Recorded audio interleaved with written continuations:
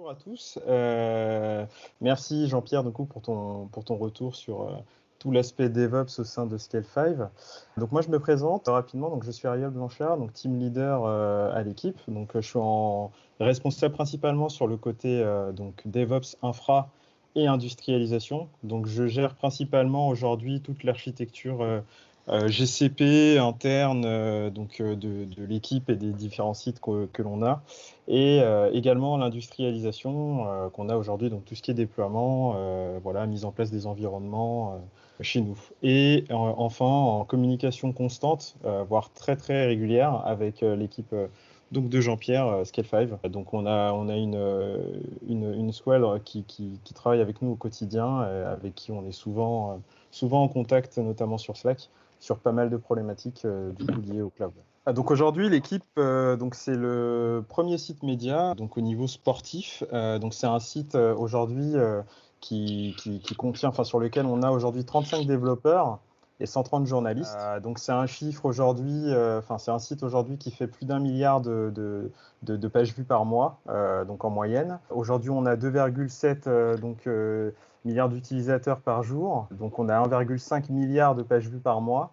Et là, c'est vraiment des chiffres hors Covid, mais voilà, faut retenir qu'aujourd'hui, c'est vraiment un site qui est très actif, sur lequel il y a énormément de trafic. Voilà, il y a de l'actualité constante, bien sûr, hors Covid, hein, parce qu'on a eu quand même, comme pas mal d'acteurs, un gros passage à vide. Mais voilà, donc j'imagine que la plupart d'entre vous a déjà peut-être dû aller au moins une fois sur le site ou consommer au moins une fois l'application mobile, ce qui fait qu'aujourd'hui, on a de plus en plus d'utilisateurs qui sont assez fidèles à notre contenu. Alors, pourquoi migrer? Pour l'historique, en fait, côté l'équipe, on a toujours travaillé avec un ancien infogérant qui était dans un modèle, on va dire, serveur dédié, donc avec toute la lourdeur du modèle ITIL. C'était très compliqué de faire des changements. On était pris par des contraintes budgétaires, des contraintes de temps. Il y avait énormément de contraintes aussi liées aux équipes. C'est-à-dire que contrairement à aujourd'hui, en fait, dans le modèle serveur dédié, après c'est en fonction des infogérants bien sûr, mais il y a plusieurs strates qu'on peut trouver. Donc il va y avoir une strate qui va s'occuper, typiquement l'équipe réseau, qui va ne gérer que les demandes réseau. Il va y avoir l'équipe infra qui va gérer les VM. Il va y avoir une équipe liée à la sécurité, etc. Enfin, plusieurs bulles qui font qu'à un moment donné, en fait, tous ces changements-là, ça devenait très compliqué pour nous et pour eux également. Donc aujourd'hui, on a pris le parti. Donc à ce moment-là, donc ça c'est vraiment sur un chantier qu'on a eu en 2018, parce qu'on était confronté à une grosse problématique au niveau de l'infogérance de nos services. Donc on s'est vraiment posé la question de savoir ce qu'on allait faire, savoir s'il fallait juste changer d'infogérant, donc passer d'un modèle, d'un infogérant à un autre, de façon assez simple, ou sinon carrément de prendre le parti de dire là c'est le moment, on devient de plus en plus mature sur notre infra entre guillemets, on commence à gérer de plus en plus de choses déjà au niveau de l'industrialisation à notre petit niveau. Faut savoir qu'à l'époque on n'était pas du tout en cloud, mais en fait quand je suis arrivé, les déploiements il y a très très longtemps, c'était vraiment des déploiements assez basiques type FTP, SFTP, enfin bref, on avait des moyens de mettre en production qui étaient assez obsolètes. Il y a pas mal de choses qui a bougé. La cellule DevOps n'existait pas encore. Donc c'est une cellule qui a été mise en place. Et petit à petit, en fait, on a commencé vraiment à avoir des process de mise en production. On a mis en place des serveurs GitLab, on avait du Jenkins. On a découvert une solution qui aujourd'hui, marche très bien, en tout cas sur des environnements locaux, des environnements internes à moindre coût, c'est Docker. Donc on avait principalement des VM qui étaient en interne ou chez notre infogérant. Donc on utilisait uniquement du Docker en interne pour faire un peu ce qu'on voulait, explorer différentes choses, on n'était pas bridé. Et donc voilà, on s'est dit, là c'est le moment, et on commençait un peu à maîtriser notre industrialisation, pourquoi pas aller vers le cloud. Donc ça nous permet clairement d'être libre de nos mouvements, parce que l'infogérant, du coup, on s'est dit que ce modèle-là allait prendre fin. La souplesse, on allait l'avoir parce que du coup, ça allait être beaucoup plus simple de s'adapter à nos besoins. Donc, on s'est posé la question de savoir si on allait sur du cloud ou si on restait sur du modèle serveur dédié. Donc on a pris le part d'aller sur du cloud. Donc ça, c'est vraiment pour avoir la possibilité d'explorer beaucoup de choses. Et enfin, la dynamique qui nous permet d'innover. Parce qu'en fait, à ce moment-là, on était dans un mood où on était vraiment très confiant de nos compétences. Et aussi parce que voilà, toute la lourdeur, on va dire, du modèle ITIL on voyait vraiment les limites de ce modèle-là, quoi. Petite question, oui, Oui. pour savoir combien de temps, enfin, quand est-ce que datait cette... En quelle année? Pardon, j'ai peut-être oui, en pas. quelle année était daté ce 1.0, comme le mentionne Sylvain? Oui, alors c'était en 2018. C'est vraiment en En combien de temps 2018. s'est fait la transformation? D'accord. Alors, en combien de temps s'est fait la transformation ou... Alors, en fait, je vais récapituler. En fait, Ouais. ce chantier a eu lieu en 2018. Donc, on a vraiment eu une réflexion en 2018 parce que voilà, on arrivait aussi à la fin de notre contrat avec notre infogérant fin 2018. Donc, c'était vraiment la target. À ce moment-là, on a travaillé avec pas mal d'acteurs pour savoir avec qui on allait partir pour être accompagné sur le cloud. Et en tout cas, cette transformation-là entre le modèle serveur dédié et le lift and shift vraiment sur la partie cloud, s'est faite en l'occurrence en 4 mois. Donc voilà, c'est vraiment un chantier un petit peu en mode accéléré. C'est pas du tout commun, je pense, de faire cette opération en 4 mois. Je pense pas, Jean-Pierre, que tu aies souvent eu cette période-là avec des partenaires, parce que 4 mois, c'est très serré.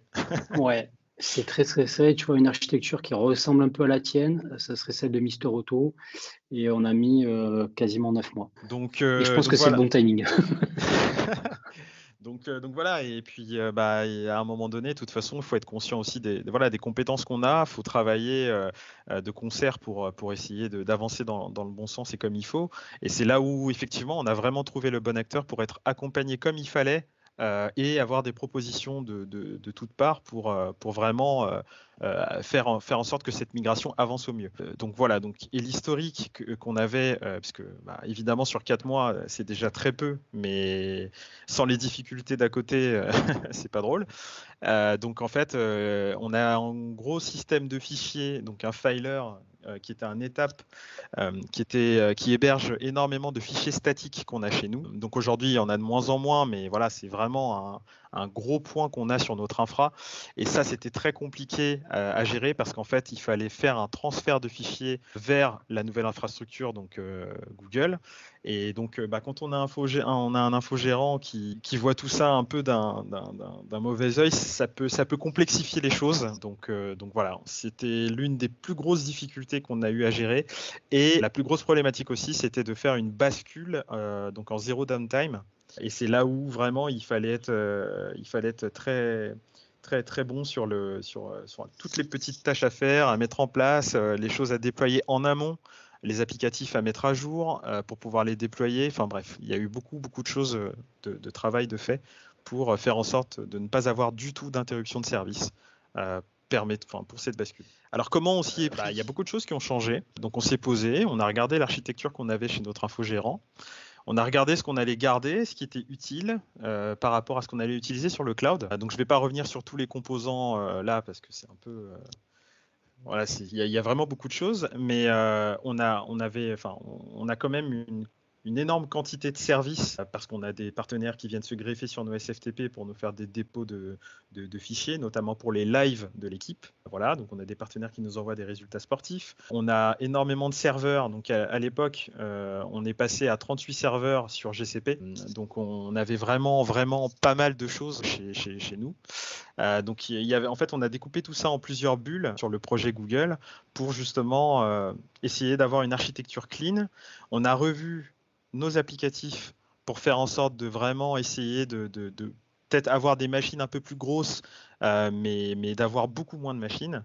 Donc on avait migré sur 38 serveurs. Aujourd'hui, en 2021, on est sur 17 serveurs. Il y a énormément de choses qui ont changé. On a utilisé 2 services managés. Donc à l'époque, tout était vraiment dédié, sur des serveurs dédiés chez notre infogérant. Et là, en basculant sur GCP, on a bénéficié du coup d'un MySQL qu'on a basculé sur du Cloud SQL. Donc c'est un service managé Google qui contient cette solution-là. On a aussi utilisé la solution Memory Store pour prendre le relais sur le Redis, donc une solution aussi qu'on avait en en serveur dédié chez notre infogérant, mais qui là fait partie des solutions proposées par Google. Et tout un tas de petites solutions sur lesquelles on s'est greffé de plus en plus. Donc voilà, donc aujourd'hui on a de plus en plus de services managés, on a du GCS, donc au niveau storage, et on avait énormément de problématiques de cache en amont aussi par rapport au trafic qu'on a sur les sites de l'équipe. Donc on utilise aujourd'hui la techno Varnish. Donc c'est une solution open source qu'on installe simplement sur des VM. Cette solution-là n'a pas forcément d'équivalent en termes de services managés. Donc aujourd'hui, il y a une solution qui s'appelle Google Cloud CDN. C'est vraiment une solution de CDN vraiment pour gérer le trafic. Mais en amont, nous, notre stack Varnish, c'est vraiment quelque chose qui est primordial en amont avant la sortie du trafic sur Internet. Donc principalement pour gérer la charge, même sur des appels internes, etc. Donc ça, c'est des choses qu'on a continué à installer sur des VM de façon assez basique. Voilà, c'est un peu l'architecture qu'on a au niveau des CDN. Donc ça, c'est une illustration qui date un petit peu de la bascule, mais il y a beaucoup de choses qui ont changé aujourd'hui. Donc il faut savoir que voilà, à l'origine, nous, sur les serveurs d'origine, donc aujourd'hui au niveau de Google, donc on a un load balancer.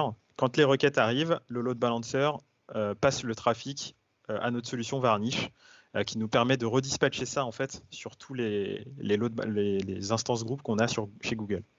Au-dessus de notre Varnish, on va retrouver des vrais CDN type Akamai. Donc on avait du Limelight à l'époque, mais c'est plus le cas, et des box qu'on a chez OVH online pour gérer aussi le trafic. Et ça, c'est vraiment centralisé parce qu'aujourd'hui, notre load balancer Google va vraiment passer tout le trafic au Varnish, qui est un peu notre socle pour gérer et dispatcher toutes les requêtes qui arrivent en interne, pour les redistribuer sur différentes API, instances groupes, etc. Donc on a eu beaucoup de difficultés, des difficultés comme toujours, parce que migrer toute une stack comme ça prend beaucoup de temps, il faut se creuser les méninges. Donc on a dû mettre en place beaucoup de solutions faites maison, notamment pour en revenir sur la problématique du transfert de disques durs, enfin du NFS. On a dû mettre en place du scripting vraiment pour essayer de faire de la copie de façon régulière sur cette partie-là. Donc on a géré comme on pouvait parce que l'infogérant, on était vraiment dans une situation où la communication était un peu compliquée. Donc voilà, nous, il fallait qu'on avance absolument. On avait vraiment une deadline qui était fin d'année. Donc voilà. On a eu de très bonnes surprises malgré tout ce contexte difficile parce que on était accompagné encore une fois par Scale5 qui a vraiment fait un super bon boulot, tant en termes d'accompagnement qu'en termes de conseils. Là-dessus, honnêtement, on a vraiment trouvé l'acteur qu'il nous fallait. Sachant que la montée en compétence sur le cloud, à ce moment-là, nous, on était vraiment dans une cellule DevOps, mais qui traitait uniquement des problématiques internes, entre guillemets. Là, on a commencé vraiment à s'ouvrir à différentes solutions proposées par Google. Donc, on a eu quelques petites passations qui nous ont permis une grosse montée en compétences là-dessus. Et je vais y revenir après. Et donc, du coup, sur la démarche structurée, on a pris le choix de partir sur du lift and shift parce qu'au vu des délais, on avait 4 mois. Basculer d'infrastructure, déjà, c'est très compliqué parce que, idéalement, il faut rester à minima ISO. Il faut faire en sorte de ne pas avoir de downtime. Il faut faire en sorte que tous les services répondent de la même façon, donc pas avoir de surprise, faire d'un maximum de tests. Ce qui veut aussi dire qu'il va falloir aussi faire des migrations en amont, vraiment pour préparer le nouvel environnement. Et aussi, le lift and shift permet quelque chose, c'est de se dire, en fait, à un moment donné, on est sur un état qui est stable et on veut juste changer d'infrastructure. L'idée, c'est de ne pas faire tant d'évolution que ça, même si on aurait pu peut-être dire, là, on utilise, je ne sais pas, au niveau du code, on n'est pas en cloud ready, mais voilà, aujourd'hui, notre code, il faut vraiment qu'il reste tel quel et qu'il soit ISO. Donc, ça veut dire qu'à ce moment-là, en fait, il faut vraiment limiter. Donc voilà, dans ce genre d'opération, l'une des choses qu'il faut se dire, c'est on veut migrer dans un délai qui est quand même très court. Il faut pouvoir non pas forcément figer, friser toute la production, même si la plupart du temps, c'est ce qu'il faut faire. Hein. Typiquement, pendant des opérations, pendant les soldes, il y a plein de boîtes qui frisent vraiment le code. Nous, on est dans un contexte où, niveau sportif, c'est juste pas possible de friser les évolutions, etc. Parce que voilà, au niveau sportif, il se passe beaucoup de choses. Au niveau du calendrier, c'est très compliqué. Donc, il va falloir gérer les évolutions sans pour autant faire de trop gros gaps pendant cette phase de lift and shift. Donc, redescendre régulièrement ce qui se passe de la prod vers la nouvelle prod, etc. Enfin bref, il y a tout un mécanisme à mettre en place vraiment pour essayer de minimiser la casse et de vraiment gérer toute cette migration. Donc ça, c'était très compliqué, mais très intéressant. Donc, comme je l'expliquais un peu avant, donc on a dû gérer cette problématique de copie de NFS. Scale5 nous avait mis à disposition un bastion, en fait, vers lequel on passait. Donc, il faut savoir qu'en fait, nous, on a un VPN donc entre nos locaux en interne et GCP, ce qui nous permet voilà, d'envoyer du flux, de pas avoir en tout cas, moins de latence au niveau réseau, d'avoir une ligne directe vers Google, et ce qui nous a permis, en l'occurrence, de copier en fait nos fichiers pendant, je crois que ça a duré peut-être 2 semaines, pour copier à peu près l'intégralité de notre disque sur GCP. Donc voilà quelque chose qu'on a mis en place, dont on était très fiers, qui a super bien marché. Et voilà, et une fois que le disque avait été copié, l'infogérant n'avait même pas eu connaissance qu'on avait déjà tout copié, mais bon, voilà, c'était quelque chose qu'on a dû faire parce que sinon, c'est un projet qui n'allait vraiment pas avancer. Sur les différents services sur lesquels on s'est basé pour partir sur le cloud, donc en fait, nous, historiquement, donc on a une base de données qui s'appelle Sybase, donc qui est une base de données qu'on retrouve assez souvent dans le milieu de la finance, qu'on retrouve souvent notamment sur des applications très lourdes type Java. Donc c'est une base de données qui est là chez nous depuis, voilà, c'est un reliquat de 20 ans maintenant, mais c'est une base de données qui est quand même assez stable, qui fonctionne, qui est assez peu commune dans le domaine du web, mais bon, voilà, on ne peut pas migrer de base de données comme ça. Donc c'est une base de données qui est toujours là, qu'il a fallu migrer simplement sur des VM, parce que la solution managée, en tout cas pour ce type de base de données, n'est pas présent côté GCP. Donc on avait une solution qui s'appelle Solar, donc qui permet, c'est une solution type Elasticsearch en fait, qui permet juste de faire de l'indexation, et en fait c'est un système qui était un peu vieillot par rapport à ce que nous propose aujourd'hui Elasticsearch. Donc on a profité de cette migration pour basculer sur Elasticsearch.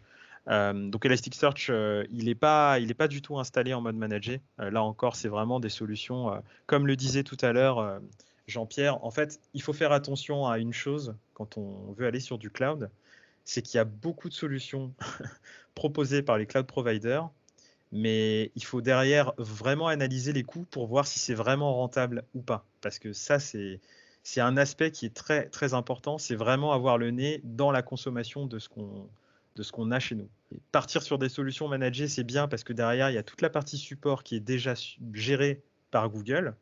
En revanche, en fonction des services qu'on utilise, on va avoir un pricing qui peut être plus ou moins intéressant, voire carrément désavantageux en fonction des cas.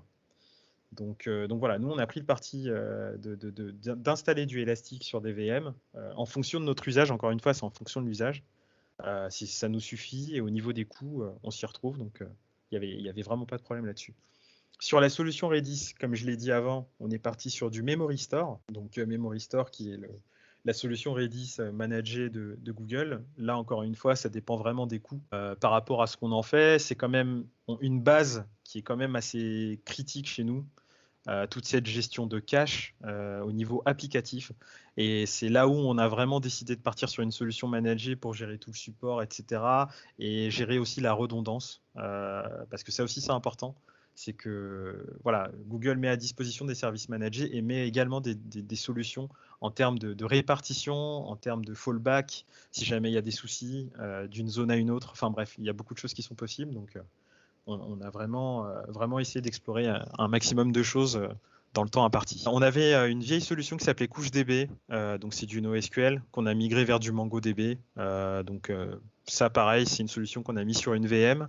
À ce moment-là, il me semble que MongoDB n'était pas présent, en tout cas qui n'était pas proposé par Google en service managé. Il me semble qu'aujourd'hui, c'est possible, mais je crois que c'est une autre boîte au travers de Google qui fait la gestion de cette solution-là. Et enfin, le MySQL, voilà, c'est basique, qu'on est parti, qu'on a migré sur Cloud SQL, donc qui est la solution managée Google, qui permet aujourd'hui notamment de gérer du MySQL. Je crois qu'il y a du MariaDB et du SQL Server en 2017 maximum, en tout cas pour l'instant.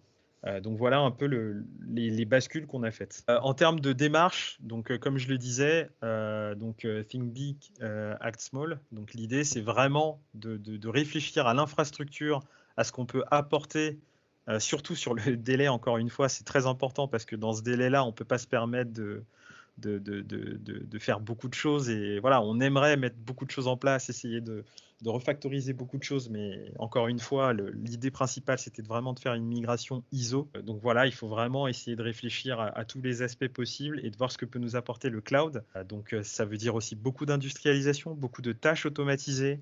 Et c'est là où je trouve que Scale5 a su nous apporter aussi cette idée-là. Aujourd'hui, pour moi, le DevOps, quelque part, c'est pas tellement un rôle, c'est vraiment une philosophie. C'est-à-dire que c'est pas seulement un développeur de base qui va déployer son code et ensuite on n'en parle plus. Non, c'est vraiment l'aspect livraison. Ça part vraiment du développement jusqu'à la livraison, jusqu'au monitoring, jusqu'à l'alerting. Et en fait, c'est toute une phase qui va permettre vraiment à l'acteur en soi de pouvoir gérer, surveiller l'applicatif. Et pour améliorer tout ça, pour avoir un gain de temps sur pas mal de choses, ça passe par de l'automatisation. Donc, ce qui veut dire que sur toutes ces tâches-là, il y a forcément des tâches qui sont redondantes. Tout à l'heure, je parlais de la copie du disque. Il y a énormément de choses qu'on a dû automatiser parce que vous imaginez bien qu'on n'allait pas venir tous les matins pour lancer un bash, une commande shell pour copier la journée d'aujourd'hui, etc. Non, il y a des choses qui sont vraiment automatisées, mises en place pour faire en sorte que derrière, voilà, tout le système déroule tout ce qu'il a à faire. Et s'il y a des checks à faire en amont, ces checks sont faits aussi de façon automatique et lèvent des alertes au moment opportun. Donc, voilà. Alors, quelques chiffres clés. Au niveau du budget, alors, il faut savoir que, et encore une fois, là, je parle vraiment de notre cas, et ça dépend vraiment des entreprises, enfin, ça dépend vraiment des types de solutions que chacun a chez soi. Mais nous, en l'occurrence, sur notre budget, on a fait moins 30% sur le budget VS notre infogérant en serveur dédié. On avait énormément de machines donc chez notre infogérant à l'époque. On avait beaucoup de machines qu'on sollicitait pour pas mal de services. Il y avait de la lourdeur au niveau du ticketing, il y avait de la lourdeur au niveau de la gestion de projet. Chaque demande était soumise vraiment à... Voilà, il fallait attendre 2-3 jours en fonction des demandes, c'était juste pas possible. Nous, côté DevOps, on se sentait frustrés parce que en fait, quelque part, on est DevOps, mais on n'avait pas la main sur l'infra, chose qui a totalement changé aujourd'hui. Donc voilà, tout ça a permis vraiment de réduire de façon drastique le budget. Pourquoi ? Parce qu'aujourd'hui, on a ajouté énormément de choses, typiquement de l'autoscaling. On a revu la taille, on a resize vraiment l'intégrité de nos services, donc de nos instances. On n'est pas parti sur des machines qui sont très gourmandes en termes de RAM et CPU, ce qui consomme énormément de compute. Mais voilà, on a vraiment retaillé en fonction de nos besoins. Donc voilà, on a vraiment retaillé nos VM vraiment en fonction de nos besoins. Et c'est vraiment de l'adaptation qu'il faut faire. Et c'est quelque chose qui est très important parce que le budget, voilà, il faut vraiment le suivre. Et c'est limite une nouvelle compétence qu'il faut acquérir quelque part parce que le budget sur le cloud est très critique. On a été confronté à pas mal de petites incohérences au niveau billing, c'est quelque chose qu'il faut suivre, mais voilà, ça passe vraiment par de l'optimisation si on veut vraiment s'y retrouver. Ça passe aussi par de l'engagement. Tout à l'heure, Jean-Pierre en parlait, c'est que en fait, il y a quelque chose qu'on n'avait pas chez notre infogérant, c'est que il n'y a pas cet aspect prise d'engagement comme ce que propose Google aujourd'hui. C'est-à-dire qu'en fait, vous allez vous engager sur une période d'1 an ou 3 ans sur tant de ressources en CPU, tant de ressources en RAM. Et c'est un peu jouer au bon élève. C'est-à-dire que si on arrive à consommer ce qu'on a dit, là, on a clairement une réduction sur le billing. Et ce qui fait que derrière, au final, la facture, voilà, ça fait vraiment du bien et ça nous permet d'engranger d'autres projets tout en factorisant notre infrastructure. Donc au niveau des serveurs front, on a fait 40% de serveurs en moins. Donc ça passe surtout par l'autoscaling. Encore une fois, on avait énormément de machines qui étaient provisionnées à l'époque. Donc ça, c'est vraiment un travail constant qu'on a fait. Mais voilà, c'est des choses sur lesquelles on On a vraiment œuvré pour faire en sorte de réduire cette facture. Et ça passe par des tests réguliers. Cette semaine, voilà, on passe de 10 machines à 8 machines. On regarde comment se comporte la semaine. Il faut savoir que nous, à l'équipe, en général, les week-ends sont très denses parce qu'il y a énormément de live le week-end. Donc, on a de la Ligue 1, on a de la Ligue des Champions en semaine aussi, mais c'est vrai que le week-end, il y a le plus gros de tous les événements sportifs. Donc, ce qui fait que quelque part, c'est quelque chose qu'on peut voir assez facilement au niveau des courbes et du monitoring. Et c'est là où le monitoring est très important aussi. C'est que sans stack de monitoring qui tient la route, je pense que ce travail de FinOps est très, très compliqué à suivre. Parce que ça veut dire qu'on n'a pas de monitoring, on n'a pas d'alerting, on ne sait pas si on consomme plus que ce qu'on a provisionné. Voilà, donc c'est quelque chose qui est vraiment primordial. Contrairement à avant, on fait maintenant en général un changement d'infra, donc toutes les 2 semaines. Donc ça, après, ça dépend vraiment de ce qu'on va mettre en place. Mais aujourd'hui, voilà, les déploiements côté infra, c'est même plus toutes les 2 semaines d'ailleurs, c'est même un par semaine parce que on a eu d'autres projets entre-temps.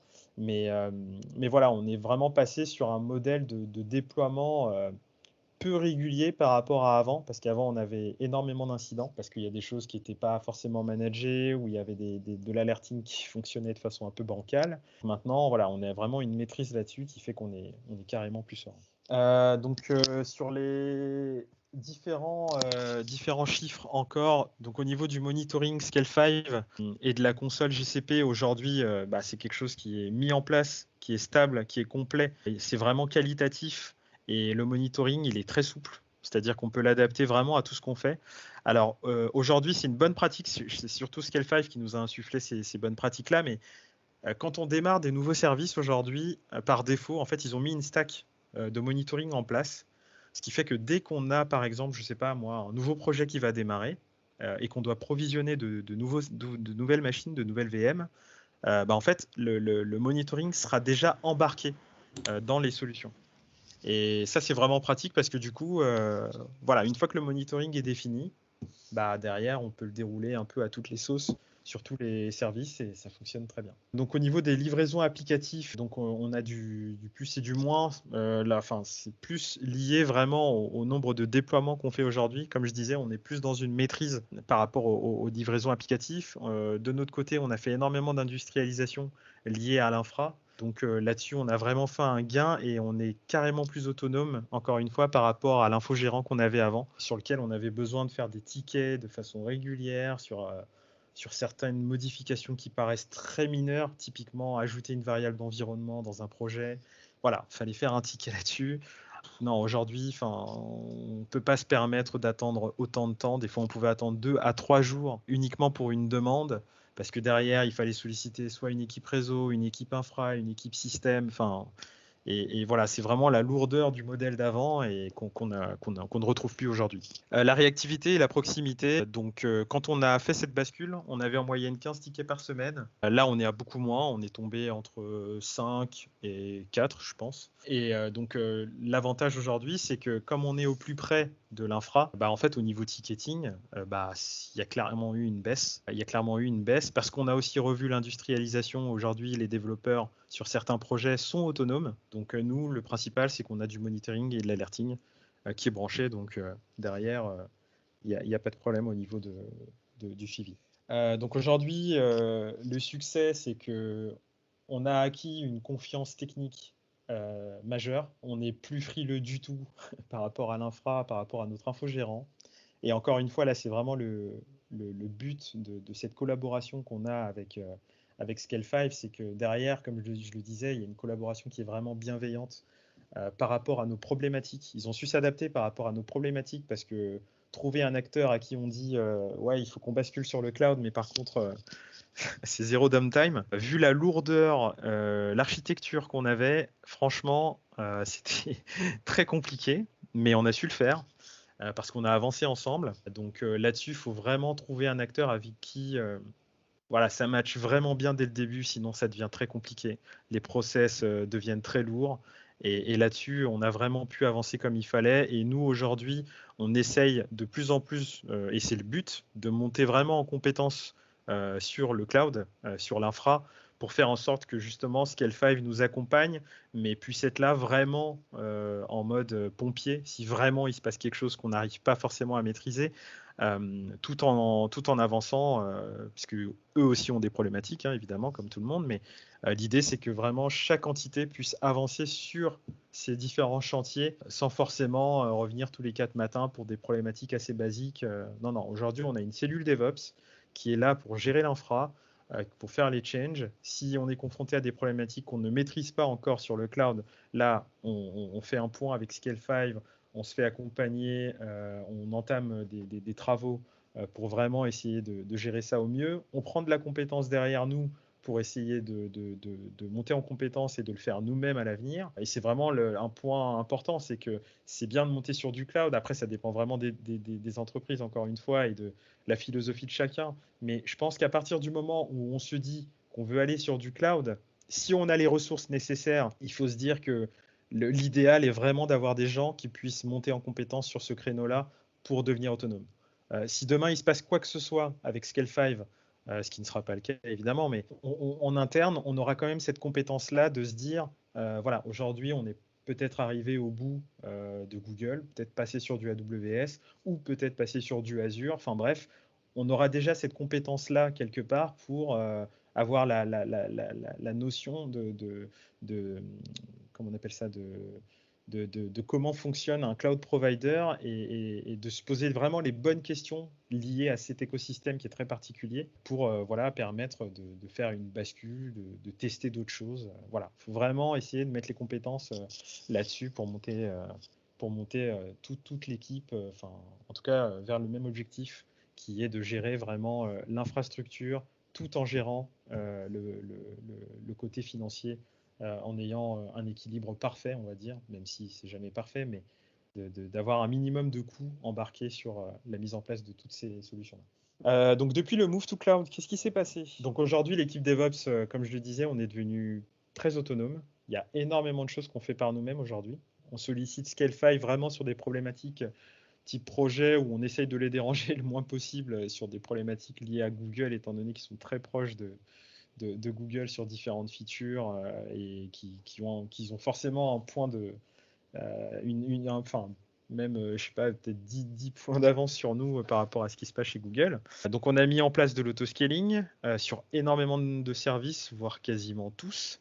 On a entamé des chantiers sur Kubernetes et ça c'est vraiment quelque chose qui est top parce qu'en fait à la base quand on est parti sur du cloud, on s'était posé la question au départ de se dire alors aujourd'hui, on utilise du Docker en interne, et je m'en rappelle, on avait eu la discussion avec Scale5, mais pourquoi est-ce qu'on ne pourrait pas directement partir sur de la conteneurisation? À l'époque, moi, j'étais très frileux sur l'aspect conteneurisation parce que Docker, c'est une solution qui fonctionne très bien dans un environnement local, un environnement interne hors prod. Enfin, en tout cas, j'étais plus confiant sur tout ce qui touchait à de la pré-prod, des environnements hors prod, et j'étais beaucoup moins serein à faire ça en production. Aujourd'hui, parce qu'on a fait des POC, parce qu'on regarde aussi autour de nous ce qui se passe et parce que GKE aujourd'hui a énormément évolué, bah, on se sent de plus en plus serein à utiliser cette technologie. Donc voilà, donc aujourd'hui on a réalisé un POC, c'était il me semble l'année dernière sur GKE, un POC qui a été confirmé et du coup on a entamé derrière une mise en place d'une première API l'année dernière sur GKE. Au niveau des services managés, bah, on en utilise de plus en plus, en l'occurrence GCS, comme je le disais. Aujourd'hui, on a des services de migration. On a un projet de migration, base de données, dont je vais en parler après, mais qui va aller vers du SQL Server qui est managé en l'occurrence aussi. Voilà, on a du Redis, donc Memory Store. Il y a pas mal d'autres solutions qu'on a testées. Maintenant, voilà, c'est en fonction de votre stack et vraiment en fonction de l'usage que vous en faites pour voir si c'est quelque chose qui peut rentrer dedans ou sinon plutôt partir sur du compute. Et développement de nouveaux services. Donc depuis, on a mis en place pas mal de nouvelles bulles sur notre projet Google qui correspondent à des applicatifs. Alors, encore une fois, là, l'idée aujourd'hui, c'est de vraiment faire le ménage. Pourquoi? Parce que quand on était chez l'infogérant, il y avait beaucoup de choses qui étaient sur notre disque dur, qui représentent un gros SPOF aujourd'hui, et ça, on en est conscience. Donc là, l'idée, c'est que dans chaque nouveau projet, en tout cas l'équipe DevOps, on a vraiment une idée en tête, c'est de se débarrasser du NFS, qui représente une grosse, un gros puff, comme je l'ai dit, de ne plus avoir cette dépendance-là qui est clairement très dangereuse pour les applications et qui nous plombe en termes de performance, que ce soit au niveau de l'IO, etc., au niveau des VM, mais plutôt de partir sur des solutions pour permettre un isolement complet des applicatifs. Donc l'idée, c'est qu'aujourd'hui, quand on fait un nouveau service, en général, au lieu de déployer sur le NFS, on ne déploie plus sur le NFS, mais on va déployer nos applicatifs sur GCS. Donc ça, c'est la première brique. Ensuite, on va provisionner donc des machines GCP, donc on va créer des images d'applications sur lesquelles on va soit mettre l'application embarquée à l'intérieur, soit récupérer au démarrage nos applicatifs qui sont contenus sur le GCS. Tout ça, ça permet quoi? Ça fait en sorte qu'on puisse avoir déjà de la résilience, parce que GCS, c'est quand même un service managé chez Google. Ça fonctionne très bien. Ne plus avoir cette dépendance sur le NFS et faire en sorte que les applicatifs soient vraiment isolés en termes de sécurité, en termes réseau. Voilà, on avait des VM avant chez notre infogérant où c'est un peu l'architecture qu'on a toujours vue sur Apache. On a un serveur Apache et dessus, on a 30 sites qui tournent. Donc c'est vraiment quelque chose qu'on a envie de casser, qu'on a commencé à casser d'une belle façon. Et du coup, ça nous a permis d'avoir des services autres que Apache, par exemple, d'avoir du Node.js. Là, récemment, la dernière version du site de l'équipe qui date du mois d'octobre-novembre a été développée sur Next.js, donc un framework JavaScript, qui est déployé dans sa propre bulle. Le code n'est plus du tout présent sur le NFS. Et voilà. Donc là, c'est vraiment... on est en train vraiment comme un enfant, de ranger sa chambre, tout en essayant d'adapter, de mettre à jour notre chambre au mieux pour qu'elle puisse nous ressembler et qu'on puisse s'y sentir mieux.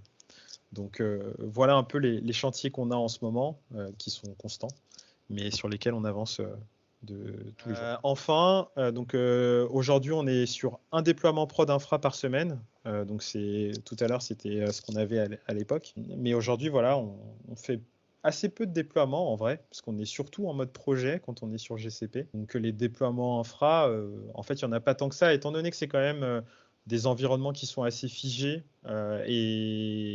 et d'ailleurs, c'est même plus rassurant parce que ça veut quand même dire que ce qu'on a fait, ce qu'on a abattu comme travail, c'est assez stable. Donc c'est plutôt rassurant. Mais en tout cas, qu'on fasse plus de déploiements ou pas, l'avantage qu'on a aujourd'hui, c'est que tout est automatisé. Donc c'est assez compliqué de se casser un peu les dents, mais en tout cas, ça fonctionne bien. Sur la partie FinOps 2021, on a fait à peu près environ 4 000 € d'économie sur GCP l'année dernière. Donc, encore une fois, ce terme FinOps, c'est quelque chose qu'on ne connaissait pas du tout, qu'il a fallu appréhender, qu'il a fallu commencer à regarder, à s'y intéresser. Et encore une fois, c'est très important pour voir où on va. Pourquoi? Parce que l'économie qu'on fait nous permet de faire autre chose. L'économie qu'on a eue, c'est parce que derrière, quand on analyse la consommation Google, en fait, il y a énormément de choses sur lesquelles on peut gagner, on peut faire de l'économie. On peut faire de l'économie sur du backup, on peut faire de l'économie sur la mise en place de l'autoscaling, on peut faire de l'économie sur la réduction du type de machine. Là, récemment, c'est un projet que j'ai moi de mon côté, c'est vraiment essayer de minimiser les coûts au maximum. L'idée, ce serait de se dire, et il y a plein d'acteurs qui le font, la pré-prod, typiquement, c'est un environnement qui est utile en journée parce qu'on est tous présents, mais en vrai, la nuit, c'est un environnement qui pourrait être éteint. Qu'est-ce que ça nous rapporterait si on éteignait cet environnement de façon complète chaque nuit? Voilà, il y a plein de questions à se poser vraiment pour faire de l'économie. Et encore une fois, ça paraît peut-être un peu nébuleux, mais il faut vraiment pouvoir maîtriser les coûts pour justement permettre à l'équipe, en tout cas à l'entreprise, de se lancer sur d'autres projets, parce que tant qu'on n'aura pas géré au mieux la stabilité financière de l'infrastructure, on ne pourra pas justifier de la mise en place d'autres projets. C'est très compliqué de dire, voilà, on a envie de mettre du GKE quand on sait que derrière, le billing GCP nous plombe. Ça, c'est un discours qui n'est juste pas tenable, mais c'est aussi pour ça qu'il faut vraiment suivre tout ça. C'est très important. Donc, on a 2 projets GKE qui arrivent à la fin du trimestre, là, en 2021. Donc voilà, ça c'est vraiment pour montrer on a pris de la confiance dessus. C'est un projet qui a été mené par quelqu'un de mon équipe, donc accompagné par Scale5, mais qui a vraiment essayé de faire le truc au bout du bout tout seul. Et ça, c'est vraiment une fierté parce que ça veut dire qu'aujourd'hui, on est capable d'être vraiment, entre guillemets, autonome sur certains aspects, notamment grâce à la passation, à l'accompagnement avec Scale5, donc ça, c'est top. Et enfin, on a 2 gros projets de migration 2021, qui est un projet qu'on a en cours actuellement, qui est une migration de la base de données Sybase, donc une base de données qui date de plus de 20 ans, à SQL Server. Et là, ça va être un sacré chantier encore une fois. Et c'est pour ça que ça rejoint le point FinOps, c'est que on ne peut pas forcément entamer un chantier de migration parce que c'est quelque chose qui va quand même coûter relativement cher si derrière, sur le billing GCP, on n'est pas au clair. Donc, il y a énormément de choses à faire pour permettre justement de se lancer sur d'autres chantiers. Et enfin, le Google Cloud CDN. Donc là, c'est vraiment l'ajout d'une nouvelle fonctionnalité qui est la partie CDN de Google pour le brancher sur notre stack de CDN. Donc aujourd'hui, nous, l'équipe, on fonctionne en multi-CDN, on a plusieurs acteurs, et donc ça va nous permettre quoi? En l'occurrence, une réduction des coûts d'ingress. Donc l'ingress, c'est principalement ce qui va sortir de Google en termes de bande passante. Donc il faut savoir que aujourd'hui, Google a des partenariats avec certains acteurs, typiquement Akamai et Fastly. Donc il y a ce qu'on appelle de l'interconnect. En fait, ça va être un réseau commun sur lequel les acteurs vont communiquer entre eux, qui va justement nous permettre de bénéficier d'une réduction de coûts sur les bandes passantes. Ce qui veut dire qu'en général, aujourd'hui, si on est chez Google et qu'on a un acteur, on va dire entre guillemets, compliant à l'interconnect avec Google, c'est très intéressant parce que ça veut dire que derrière, vu le trafic qu'on a sur notre infra, forcément, si on peut faire de l'économie, c'est toujours bon à prendre. Donc là, l'idée, ce serait de passer sur du cloud CDN pour qu'on soit vraiment au plus près de l'applicatif. C'est juste une couche supplémentaire, mais derrière, on n'aurait pas de coût d'ingress. Enfin, en tout cas, on aura un moindre coût d'ingress par rapport à ce qui sort vraiment vers Akamai ou Fastly ou d'autres acteurs. Donc voilà un peu nos différentes problématiques. Donc voilà, si je peux donner quelques conseils en termes de timing, ce serait de vous dire d'y aller. Nous, on a eu 4 mois pour le faire. On a cogité très très vite, mais voilà, c'était quand même très intéressant. Donc il faut vraiment se poser les bonnes questions. Est-ce qu'on est prêt à y aller ou pas? Est-ce qu'on a les ressources nécessaires pour entamer ce genre de chantier? Est-ce qu'on a l'envie de vraiment suivre ce qui se passe sur l'infrastructure? Voilà, juste petite anecdote sur la partie billing. Encore une fois, je fais un focus sur le FinOps, mais l'année dernière, on a fait à un moment donné sur le billing Google, on s'est rendu compte à un moment donné qu'on avait énormément de trafic qui venait je crois que c'était Tokyo, donc du Japon, sur le site de l'équipe. Pendant 1 ou 2 mois, on a eu un trafic non justifié. Enfin, on avait des chiffres complètement aberrants sur un trafic qui venait du Japon vers le site de l'équipe, sachant qu'on est quand même un site franco-français. Enfin, donc on s'est posé des questions, on s'est dit mais comment c'est possible? C'est juste pas possible, il se passe rien au Japon. Enfin, en plus c'était pendant le Covid, donc bref, c'était non justifié. Et en creusant un petit peu, en adressant le sujet à Scale5, il y a eu toute une étude, toute une enquête, côté Scale5 surtout, pour analyser un peu ce trafic. Et en fait, on s'est rendu compte que le billing était faux, enfin, que ces chiffres n'étaient pas bons et que côté Google, alors il s'était basé sur un truc complètement bizarre lié à Akamai, mais au final, il nous avait comptabilisé 2 ou 3 mois de trafic du Japon. Donc on s'est pris un peu plus de 2000 € en plus sur notre billing. Donc voilà, donc là, ils nous ont fait, une fois qu'on leur a donné les éléments, qu'on leur a prouvé qu'effectivement, il y avait eu un truc un peu bizarre au niveau du billing, et cette opération a été revue par Google et ils nous ont fait du coup un discount là-dessus.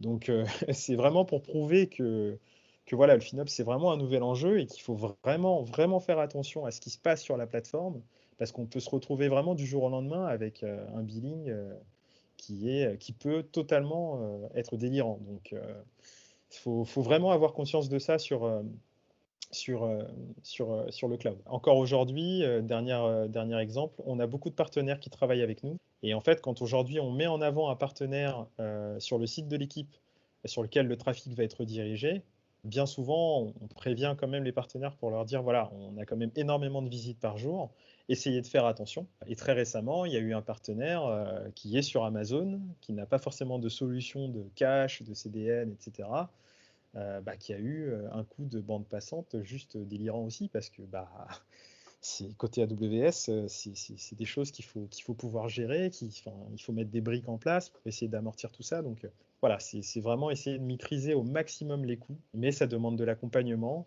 ça demande de la compétence, ça nécessite du temps, beaucoup de temps. Mais voilà, derrière, on y arrive et il n'y a pas de raison. Si nous, on l'a fait en 4 mois, vu notre stack, au début, j'étais vraiment relativement peu confiant, même si c'était très intéressant. Au final, voilà, on a réussi à migrer sur Google, je crois que c'était le 18 décembre, hein, exactement, 2018. Non, même pas, je crois que c'était le 30 décembre 2018, pardon. Donc voilà, la bascule s'est faite tranquillement et voilà. Donc ça s'est super bien passé. Donc voilà.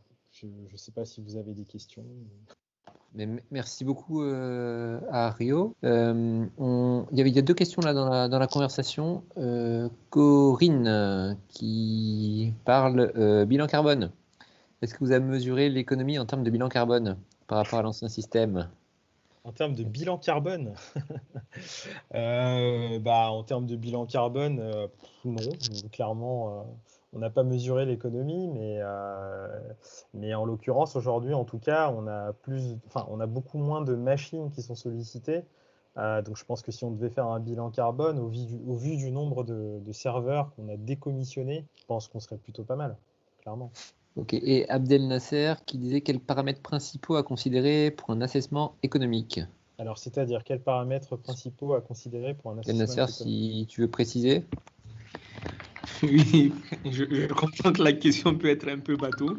En fait, je voulais juste essayer un peu de voir sur un plan, on va dire, purement économique, quels sont, on va dire, les éléments qu'il faut, du moins qu'ils ont une incidence sur les coûts, hein, qu'il faut considérer en amont par rapport à l'état des lieux et un peu par rapport à la cible qu'on se fixe pour se dire, bon, finalement, est-ce qu'on va sur un modèle qui va nous permettre de gagner, en tout cas d'économiser en OPEX et de placer tout ça dans un TCO, on va dire, qui tienne la route en tenant compte de tous les investissements initiaux, quoi. Donc, c'est un peu les éléments sur lesquels il faut faire un focus. D'accord. Être sûr de ne pas se tromper sur ces évaluations financières. Ouais, alors effectivement, c'est une bonne question. Je vais vous partager un truc très rapidement, mais un des trucs qui a été très efficace aussi, c'est le fait que aujourd'hui Google met à disposition un système de simulation pour voir un peu l'usage qu'on va avoir de notre infrastructure.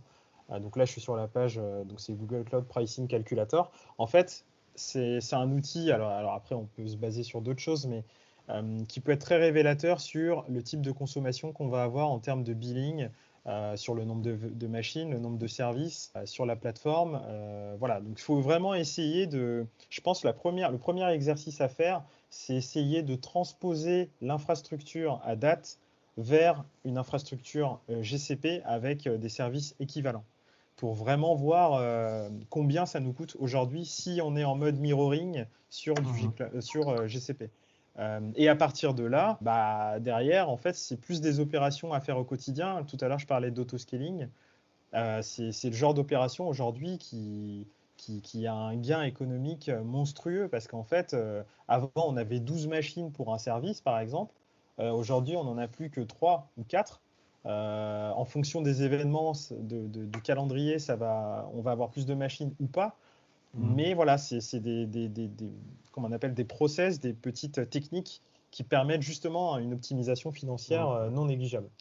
Donc, ça, c'est un très bon paramètre que tu donnes là à la fin. Effectivement, le scaling peut jouer. Moi, je n'avais pas pensé du tout. Je le prends comme insight. Je vais aller regarder le site là. Je vois déjà pas mal de choses qui peuvent être intéressantes. L'idée, c'est d'avoir un business case derrière qui Ouais. On sait justifier avec des éléments qui sont clairement couchés sur papier, quoi. C'est ça. Ok. Merci, Ario. De rien. Est-ce qu'on a d'autres questions? Fouad, comment vous êtes organisé pour la démarche FinOps? Pour la démarche FinOps, alors il y a beaucoup de choses. En fait, moi à la base, j'étais pas du tout sur ce créneau FinOps, hein, pour information. C'est vraiment parce qu'on est parti dessus et enfin quelque part, faut quand même que ça intéresse. Faut donner de la visu auprès des acteurs qui gèrent un peu l'infra, etc. Pour vraiment essayer de faire en sorte que ces chiffres-là puissent être parlants pour tout le monde. Et voir un peu ce qui se passe vraiment dans les faits. Et en fait, comment on s'est organisé, bah, c'est assez simple. En fait, régulièrement, nous, enfin en interne, de toute façon, on a des copiles, des codires, voilà. Et très régulièrement, en fonction des différentes features qu'on va mettre en place, et bah, derrière, en fait, on va vraiment essayer d'avoir une consommation sur chaque type de service.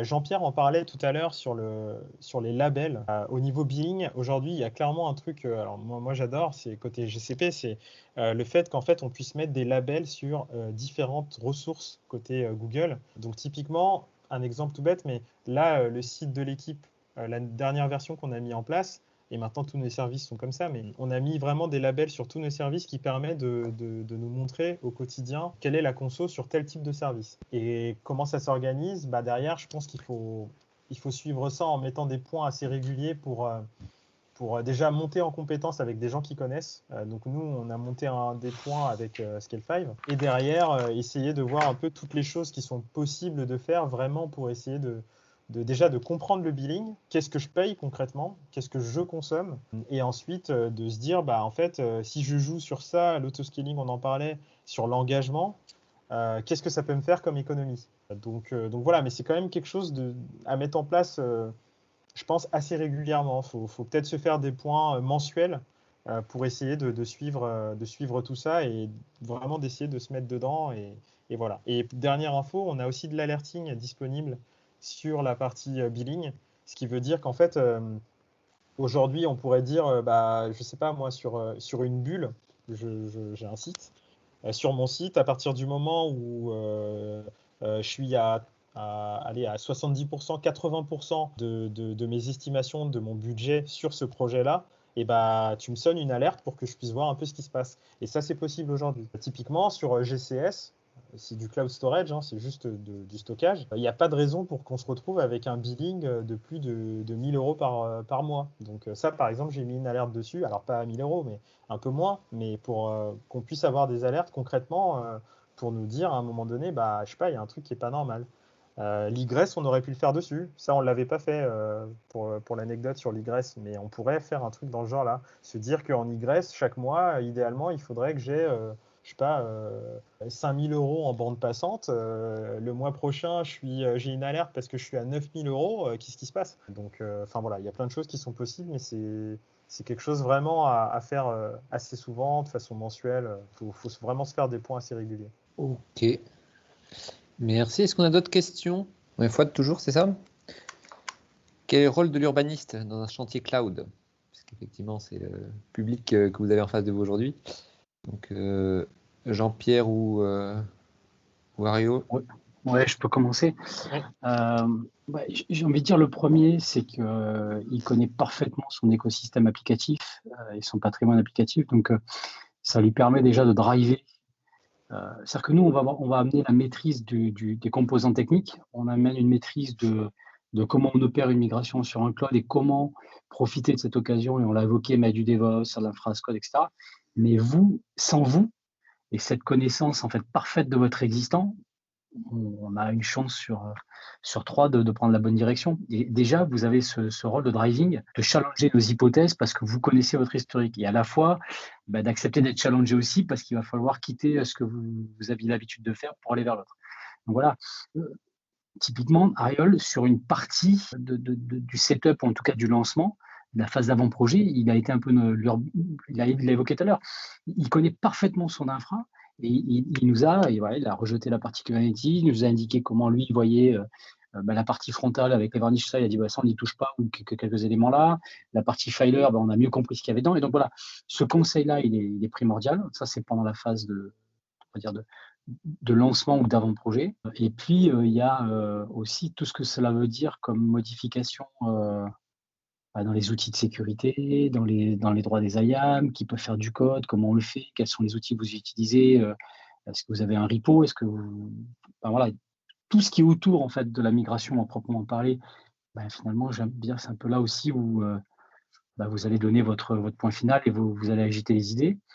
Et puis après, sur le run, il y a une grande partie de FinOps. Je pense que, alors je m'avance peut-être un peu, mais je pense que dans votre job, il y a une partie FinOps qui va s'intégrer quand vous êtes basculé sur le... Parce qu'en fait, il faut avoir une bonne compréhension technique et une bonne compréhension du modèle économique du cloud provider. Donc, finalement, des profils qui ont un peu ce côté bicéphale, vous êtes assez bien positionné, il me semble en tout cas. Je ne sais pas si tu veux rajouter quelque chose. Rapidement, je vais un peu compléter ce qu'a dit Jean-Pierre, mais c'est vrai que sur la partie setup, en vrai, tout passe par un gros inventaire en fait. Enfin, c'est très compliqué, hein, mais c'est là où il faut vraiment avoir des acteurs un peu qui connaissent la stack. Voilà, on ne peut pas se permettre de passer à côté de quelque chose. Il faut vraiment échanger un maximum en amont pour que l'infogérant, enfin l'acteur avec qui on avance, qui nous accompagne, puisse déjà connaître la stack complètement ou les outils utilisés, notamment de l'industrialisation, déploiement, etc.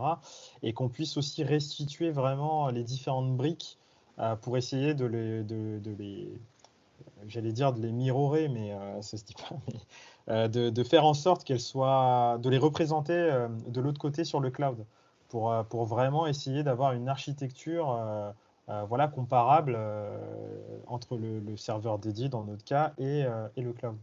Après, derrière, ça passe par pas mal de petites tâches, mais c'est vrai que ce travail d'inventaire, pour moi, c'est clairement un prérequis parce que sans ça, on ne peut pas avancer sur ce genre de projet, quoi. Enfin, c'est vraiment primordial. Une bonne communication en amont avec voilà, tout un détail de la roadmap, des différentes choses à connaître, voilà, c'est essentiel pour avancer aussi vite, je pense. Voilà.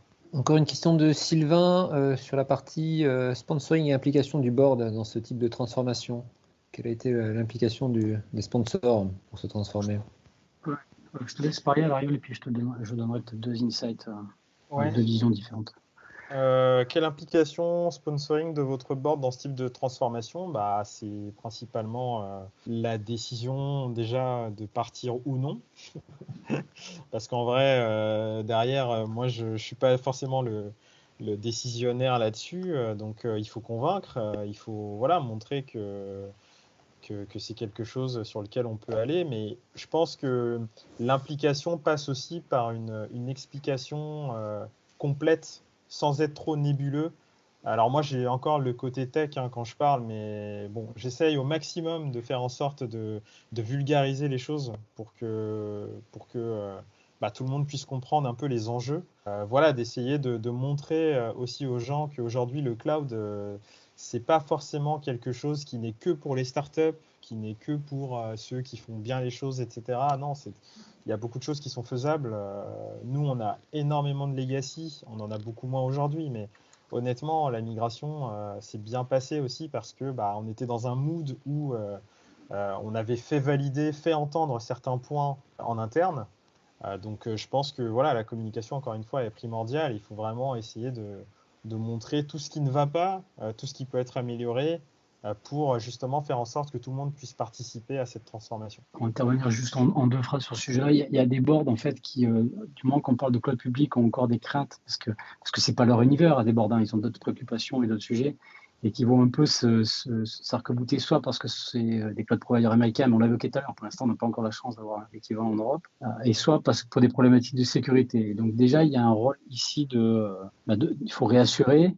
Il faut même parfois évangéliser et on risque d'avoir une posture dogmatique. Et en fait, je pense que c'est tellement clivant et changeant de vraiment faire l'effort de tout migrer ou de migrer une bonne partie du workload que ça ne peut pas se faire sans sponsor, objectivement. Parce que ça va vraiment changer. Ce que je disais tout à l'heure, il y aura un avant et un après. Et donc, il faut que ça soit une décision de l'entreprise. Alors après, il y a une autre façon de faire, c'est de prendre quelques workloads, quelques applications, et dans ce cas-là, plutôt du cloud native, parce que si c'est juste pour migrer, faire de l'IaaS, Bon, à mon sens, il y a moins d'intérêt. Il faut vouloir faire plus. Mais aussi, on peut prendre quelques workload data ou quelques applications un peu récentes, les mettre dans le code, faire la démonstration de ce que ça a apporté et faire quelque chose de comparatif. Des fois, ça aide à convaincre le board. Mais en tout état de cause, pour répondre clairement, je pense qu'on ne fait pas un vrai move vers le cloud public sans avoir le support du board et le sponsoring du board. Ouais. Et tous nos clients qui ont fait ce choix-là, ces 5 dernières années, on a toujours fait un closing quand il y avait des doutes encore. Je parle surtout il y a encore 2 ou 3 ans où finalement, en fait aujourd'hui, il y a, je sais pas, il doit y avoir 150 ou 200 commerciaux chez AWS, c'est presque autant sur GCP. Donc ce job, ils le font de convaincre. Mais il y a encore 2 ou 3 ans, toutes les décisions de closing, de bascule, elles se faisaient avec un membre du board qui venait nous voir ou assister aux soutenances pour finir de se décider. C'est un peu moins vrai maintenant parce qu'en fait, je pense que le job pour convaincre, il se fait par les Googlers ou par les Amazon. Ok. Merci à tous en tout cas pour votre écoute. Merci à tous. On va vous remercier en tout cas tous les deux. Merci beaucoup pour votre temps et puis pour la pertinence de vos présentations. Je pense que c'était hyper intéressant. Et puis l'exemple là, de la migration côté équipe en 4 mois a fait pas mal réagir aussi, j'ai vu. Donc c'est une belle prouesse, j'ai l'impression.